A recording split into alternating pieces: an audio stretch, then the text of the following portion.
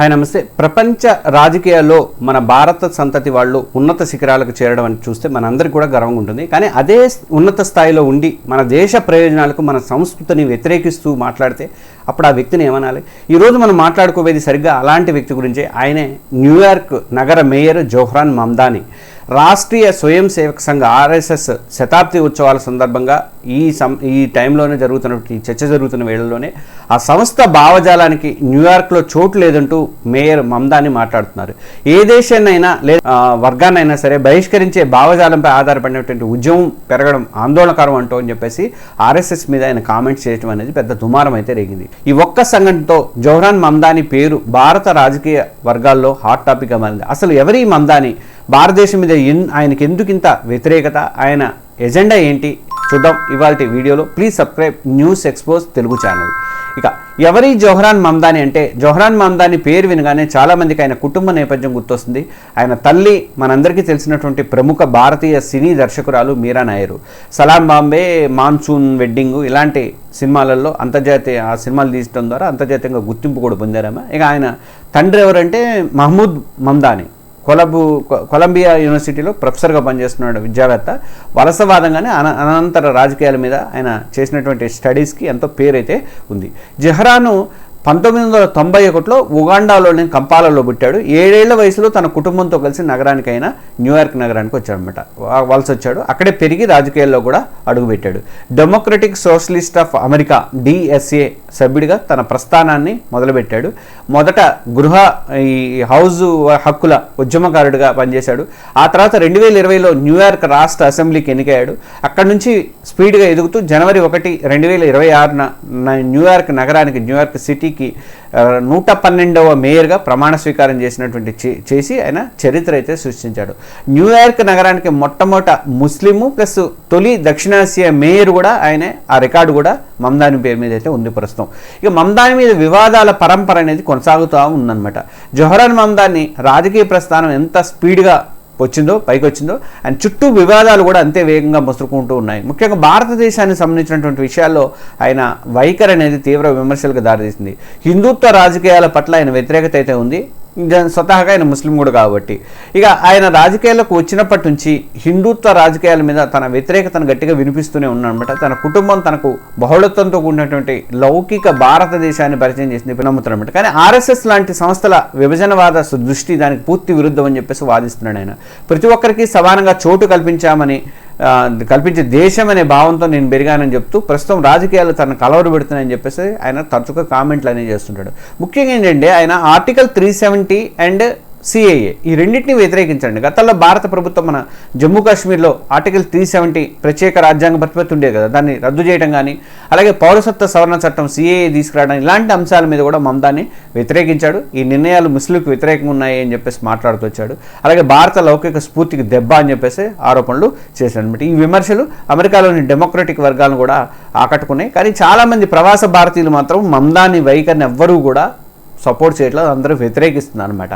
ఇక భారత ప్రభుత్వం మీద తరచుగా విమర్శలు చేస్తూ ఉంటాడు. మమ్దాని కేవలం కొన్ని విధానాలనే కాదు, భారత ప్రభుత్వాన్ని లక్ష్యంగా చేసుకొని విమర్శలు చేస్తుంటాడు. ప్రధానమంత్రి నరేంద్ర మోడీ ప్రభుత్వం మీద హిందూ ఫాసిస్ట్ శక్తులు దేశాన్ని నడుపుతాయంటూ ఆయన కామెంట్ చేయడం అని కూడా ఆరోపణలు కూడా ఉన్నాయి. అలాగే అయోధ్యలో రామ మందిర నిర్మాణం జరిగినప్పుడు కూడా ఒక మసీదు కూల్చివేత మీద జరుపుకుంటున్నటువంటి విజయంగా ఆయన అభివర్ణించాడు. ఒక అణచివేతకి ఇది గుర్తు అని చెప్పేసి కామెంట్లు చేశామట. మరి పాకిస్తాన్ సానుభూతి పరుడా మమ్దాని? అసలు ఎజెండా ఏంటి అయిందంటే, మమ్దాని మీద ఉన్నటువంటి అత్యంత తీవ్రమైనటువంటి ఆరోపణ ఏంటంటే ఆయన పాకిస్తాన్ సానుభూతి పరుడు అని. భారత్కు వ్యతిరేకంగా పాకిస్తాన్ వాదనలకు మద్దతు ఇస్తున్నారని చెప్పేసి ఈ ఆరోపణలకు బలం ఏంటంటే, ఆయన మీద ఆరోపణలు అయితే ఉన్నాయి. ఈ ఆరోపణలకు బలం ఏంటంటే ఆయన న్యూయార్క్లో జరిగినటువంటి పాకిస్తాన్ స్వాతంత్ర దినోత్సవ పీరియడ్లో కూడా పాల్గొన్నాడు. పాకిస్తాన్ కమ్యూనిటీ సేవలను కొనియాడాడు.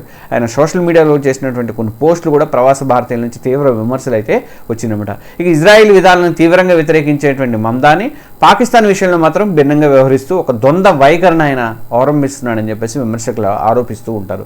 ఇజ్రాయిల్లో మానవ హక్కుల ఉల్లంఘన గురించి మాట్లాడే మమ్దాని పాకిస్తాన్లో మరి మైనార్టీల మీద, హిందువుల మీద జరుగుతున్నటువంటి దాడులు ఏంటి? నిన్నమొన్నగా బంగ్లాదేశ్లో 6 కుటుంబ సభ్యులు మొత్తాన్ని చంపేశారు. దాని పరిస్థితి ఏంటి? బలవంతం మత మార్పిడి గురించి ఆయన ఎందుకు మౌనంగా ఉంటున్నారు? చూడండి, మనం పీఓకేలో మన కాశ్మీరీలు ఎలా ఇబ్బంది పడుతున్నారు, మన భారతదేశంలో కాశ్మీర్లు ఎంత సౌకర్యంగా ఉన్నారు. ఇప్పుడు అక్కడ ఉంది ముస్లిమ్స్, ఇక్కడ ఉంది ముస్లిమ్సే కదా.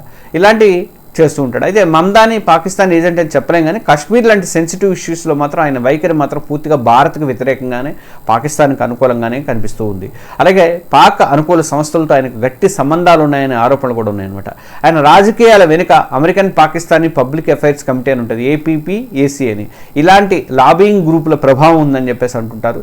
ఇక ఇక్కడ మన తెలంగాణ రాజకీయాల్లో కూడా మమ్దాని ప్రకంపనలు నిన్న మొన్నటి దాకా బాగా ప్రకంపనలు సృష్టించినాయి.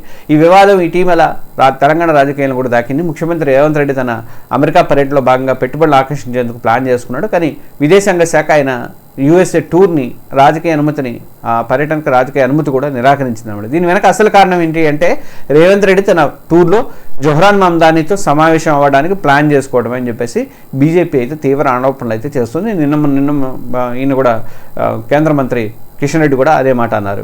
ఇక భారత వ్యతిరేక ప్రతినిధులు కలవడానికే సీఎం హోదాలో రేవంత్ రెడ్డి పర్యటన పెట్టుకున్నారు అని చెప్పి వాళ్ళు విమర్శలు చేస్తూ ఉన్నారు. ఈ ఆరోపణలపై స్పందించారు సీఎం రేవంత్ రెడ్డి. మమ్దానితో సమావేశం అనేది ఇంకా ఫైనల్ కాదు, అది కేవలం ప్రపోజల్ మాత్రమే అన్నాడు. అయినా మమ్దాని ఒక సంఘ వ్యతిరేక శక్తి కాదు కదా, ఆయన న్యూయార్క్ నగరానికి ఎన్నికైనటువంటి మేయర్ కదా అని చెప్పి చెప్పుకొచ్చామన్నమాట. తన టూర్ని అడ్డుకోవడం అనేది తెలంగాణ ప్రజలను అవమానించడం అని చెప్పేసి తను అది మధ్యలో ఏదో 3 రోజులు గ్యాప్ కూడా ఉందని చెప్పేసి అని అంటున్నారు. ఆ 3 రోజులు గ్యాప్ కూడా చెప్పలేదు, ఏదో ప్రతినిధులు అని చెప్పాడు. అట్లా ఒక ముఖ్యమంత్రి హోదాలో వెళ్ళిన వ్యక్తి అట్లా చెప్పకుండా చేయడానికి కుదరదు అని చెప్పేసి అందుకని అనేది వాళ్ళు చెప్పేది. మరి ఈయనేమో ఇది ఆయన చేసిన తప్పులకి ఆయన అధికారులు కాకుండా ఎవరు వేరే ఇంకొక పర్సన్ ఆయన పెట్టుకున్నటువంటి OSD పర్సన్ ఎవడో అతను చేశాడు, ఇట్లాంటివన్నీ అనుమానాలు అయితే ఉన్నాయి. అవన్నీ వదిలేసేసి ఇది తెలంగాణ ప్రజలను అవమానించడం అని చెప్పేసి కేంద్రం మీద అయితే విరుచుకుపడుతుందన్నమాట. ఈ మొత్తం వివాదం మమ్దాని అంశము భారత అంతర్గత రాజకీయాల్లో ఎంత సెన్సిటివ్గా మారిందో చెప్పడానికి ఒక ఉదాహరణ అని చెప్పుకోవాలి. మమ్దాని మాత్రం భారత విషయంలో వ్యవహరిస్తున్న వైఖరి మీద తీవ్ర విమర్శలు అయితే వస్తున్నాయి. ఆయన వాదనలకు పాకిస్తాన్ లాంటి దేశాలకు పరోక్షంగా మేలు చేస్తున్నాయని చెప్పేసి అని అంటున్నారు. మరి మీరేమనుకుంటున్నారు? జొహ్రాన్ మమ్దాని చర్యలు అమెరికాలో తన రాజకీయ ఎదుగుదల కోసమా, లేకపోతే భారతదేశం మీద నిజమైన ఆందోళనతో చేసినవా? మీ అభిప్రాయాల కింద కామెంట్స్లో తప్పకుండా చెప్పండి. ఈ విశ్లేషణ మీకు నచ్చితే లైక్ చేయండి, షేర్ చేయండి.